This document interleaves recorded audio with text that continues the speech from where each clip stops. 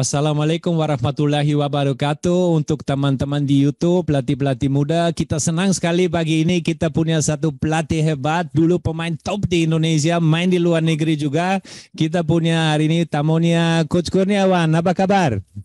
Alhamdulillah baik Coach, apa kabar Coach? Baik, baik. Coach Kurniawan sudah punya banyak sekali pengalaman di dalam sepak bola. Dia juga pernah asisten pelatih timnas. Jelas dia jadi pemain legenda timnas Indonesia. Dia pernah jadi kapten timnas Indonesia. Dia pernah main di Swiss, di Italia. Luar biasa dia. Dan sedang sekarang dia jadi head coach di FC Sabah di Liga Malaysia. Coach Kurniawan tidak lama-lama untuk pertanyaan pertama untuk pelatih-pelatih muda, mudah-mudahan bisa sharing. Mau tanya, apa kriteria untuk pemain muda untuk bisa naikin dari akademi ke tim senior? Jadi ini yang saya lakukan lah ya. Saya lakukan di Sabah FC ini. Saya selalu memantau para pemain yang ada di akademi di sini, di reserve team, di reserve league, di under 21, under 19. Jadi syarat atau kriteria pertama yang saya berikan adalah bagaimana pemain ini punya confidence dulu, gitu kan? Punya confidence, kemudian bagaimana pemain ini mengerti akan individual tactical dulu, gitu kan? Karena memang di Sabah FC ini kami samakan game plan kita dari senior tim sampai ke bawah, gitu kan? Jadi begitu Pak pemain ini mengerti masalah individual tactical, maka akan lebih mudah bagi kami yang di senior tim ini untuk memberikan kesempatan bermain atau kesempatan berlatih bersama dengan tim senior. Oke, terima kasih luar biasa Coach Kurniawan, terima kasih banyak. Memang ingat-ingat Coach Kurniawan utamakan mental dengan individual skill and tactical knowledge-nya. Pertanyaan lanjut Coach, ada anak-anak tanya di SSP ke pelatihnya, Coach, saya harus apain untuk bisa lewati lawan? Saya harus apain seperti apa untuk bisa lewati anak-anak lawan? Apain? Jadi sebenarnya kalau ini pendapat saya pribadi lah ya, untuk anak-anak atau pelatih muda, pemain muda ini yang paling utama adalah biarkan mereka punya kreativitas sendiri gitu kan, biarkan mereka mengeksplor kemampuan diri sendiri, dan yang paling penting sebagai pelatih tidak memberikan pressure atau beban ke pemain ini gitu kan, karena salah, error dalam latihan itu hal yang biasa. Tapi kita harus terus memotivasi pemain tersebut untuk mencoba lagi, karena saat para pemain ini merasakan error, kemudian mencoba untuk mengulang kembali untuk memperbaiki, disitulah letak kemampuan atau peningkatan kemampuan dari pemain tersebut. Gitu kan. Jadi kadang-kadang yang menjadi permasalahan adalah pemain ini takut mencoba untuk memperbaiki kegagalan karena pressure dari misalnya dari pelatih sendiri, misalnya dari orang sekitar, misalnya pembina ataupun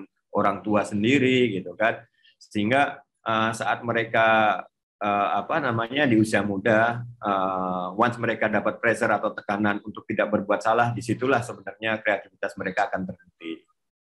Oke, luar biasa Coach Kurniawan. Terima kasih untuk sharing untuk kita. Lanjut pertanyaannya. Ini pertanyaannya dari grup WhatsApp saya dari pelatih Indonesia. Apa karakternya atau sifat sikap yang penting untuk jadi pemain timnas?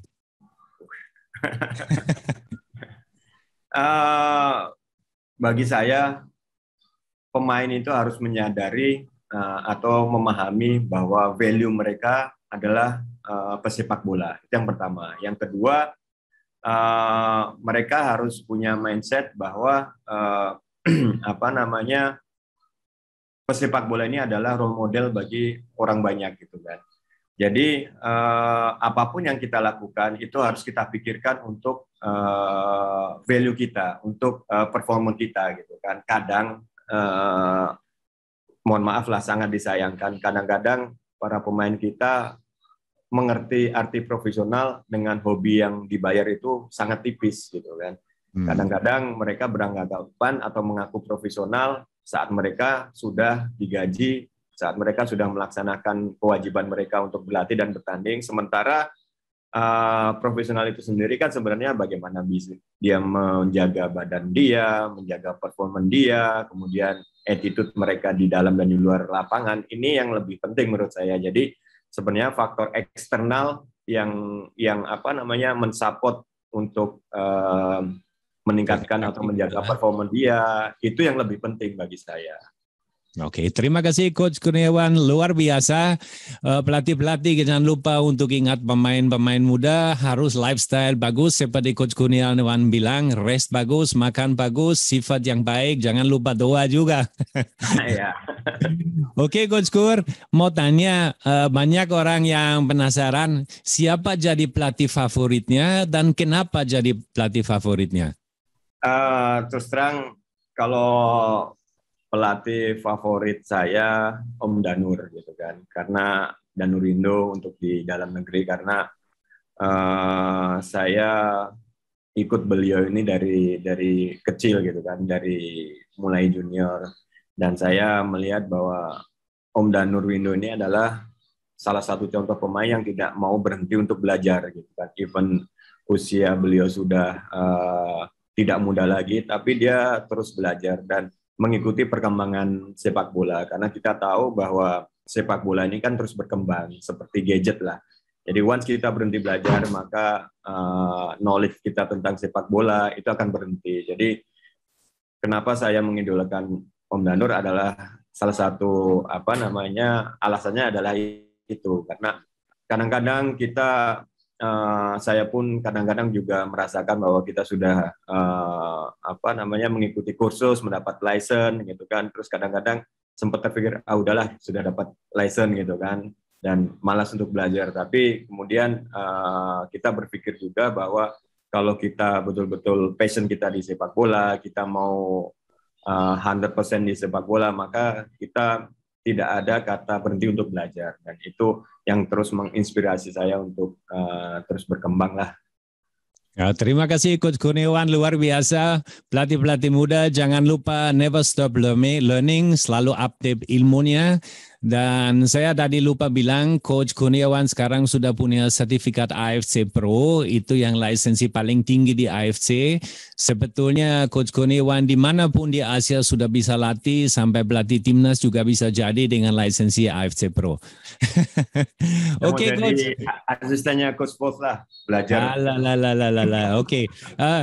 Pertanyaan lanjut, Coach Kurniawan mau tanya, Coach Kurniawan pernah asisten timnas, dan waktu di asisten timnas, apa pelajaran berharga waktu di timnas? Saya 2 kali jadi asisten timnas waktu AFF Cup 2018 dari asistennya Coach Bima, dan di SEA Games asistennya Coach Indra Safri. Jadi saya banyak belajar juga dari beliau-beliau ini, karena 2 pelatih ini menurut saya punya karakter yang kuat gitu kan, bagaimana mereka bisa memanage para pemain di dalam tim nasional, sehingga para pemain ini tidak takut dengan mereka, tapi respect. Jadi kedua pelatih ini mengajarkan bagaimana kita respect terhadap sesama, dan yang paling penting adalah respect terhadap pekerjaan kita gitu kan. Jadi para pemain tanpa diingatkan pun merasa punya tanggung jawab untuk memberikan yang terbaik baik dalam sesi latihan maupun dalam pertandingan gitu kan, dan dua-duanya punya karakter untuk sebagai motivator bagi para pemainnya. Motivator, leadership ya. Leadership, dan bukan hanya untuk pemain tapi untuk coaching staff dan staff lainnya. Dan ini luar biasa, mereka mampu memanage sebuah tim dengan sangat bagus. Oke, terima kasih Coach Kurniawan, luar biasa sharing-sharing dengan kita.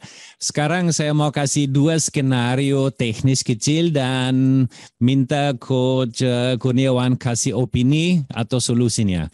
Skenario pertama gini, lawan kita punya 3 pemain tinggi-tinggi sekali, heading bagus dan sering bikin gol dari corner. Apa satu pelatih bisa bikin atau punya strategi untuk matiin mereka di set play? Main marking, mau gimana ya? Ini terjadi di tim saya gitu kan. Artinya ada salah satu tim di Liga Super Malaysia ini, yaitu tim Penang FC yang punya kemampuan hampir semua golnya itu dengan set piece gitu kan, dan memang mereka punya pemain tinggi, dan apa yang kami lakukan adalah pertama saat terjadi set piece kita akan melakukan dua cara gitu kan. Jadi di mix antara man to man dan kemudian zone marking gitu kan. Jadi man to man-nya kita harus pegang pemain yang tinggi-tinggi, dan yang zone marking tentunya kita letak pemain-pemain untuk untuk mengkat bola set piece-nya, yang kedua menjaga untuk second ball gitu kan. Dan yang man to man ini benar-benar harus challenge. Jadi pemain setinggi apapun menurut saya, kalau mereka akan diganggu saat duel atau saat challenge, itu tidak akan dengan senang untuk melakukan heading gitu kan. Jadi memang kita buat taktikalnya kita mix antara man to man dan zone marking saat terjadi set piece. Oke, terima kasih Coach Kurniawan. Luar biasa, banyak pelatih-pelatih muda senang dengan masukan yang ini. Dan skenario kedua begini, tim kita lagi kalah 0-1. Dan sekarang sudah mulai menit 70. Apa satu pelatih bisa pikirkan, pertimbangkan untuk kejar yang tinggalan 0-1 ini? Kalau yang biasa saya lakukan di sini kan,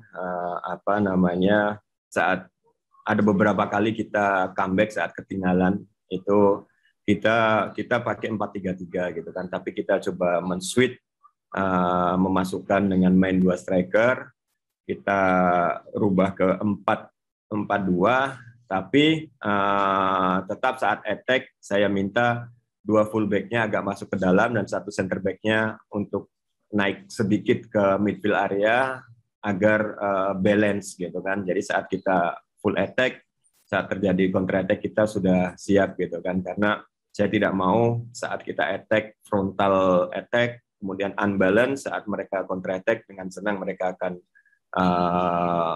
menyerang kita. Dan kembali lagi bahwa yang selalu saya pikirkan saat kita melakukan attack, saya harus berpikir kontranya, saya harus berpikir saat mereka melakukan counter attack. Jadi saya selalu berpikir untuk balance, baik mau Oke, baik, terima kasih Coach Kurniawan, luar biasa. So mungkin kita bisa ganti formasi boleh, tapi jangan lupa ada balance di belakang untuk tidak tepat gol lagi jadi 0-2 nanti ya. Oke Coach, yang terakhir Coach Kurniawan, saya minta satu pesan untuk pemain-pemain muda di Indonesia, seluruh Indonesia. Pesan saya sih sebenarnya satu, mimpi setinggi-tingginya gitu kan. Jadi kalau bermimpi itu jangan tanggung gitu kan. Jangan hanya pengen main, katakanlah jangan hanya wah saya pengen main di Liga 1, jangan. Mimpilah untuk main di Liga Eropa atau apapun itu, karena mimpi itu akan memotivasi kita. Itu yang pertama. Yang kedua, menjadilah profesional sejati, karena once kamu mengerti apa arti profesional, kamu akan menjaga semuanya. Kamu akan mengekspor apa yang kamu perlukan dalam meningkatkan performa kamu. Yang paling penting, selalu optimis, karena suatu saat apa yang kita dapatkan itu, apa yang kita impikan, insya Allah bisa tercapai. Nah, luar biasa. Terima kasih Coach Kurniawan. Kita senang sekali Coach. Saya mau wakili teman-teman di YouTube, pelatih-pelatih muda di grupnya. Dan saya mau bilang selamat sukses untuk Coach Kurniawan. Stay sehat. Sukses untuk Sabah FC dan mudah-mudahan lain kali kita bisa ulangi lagi. Dengan ini saya mau bilang terima kasih sekali lagi dan Assalamualaikum warahmatullahi wabarakatuh. Waalaikumsalam warahmatullahi wabarakatuh. Terima kasih Coach.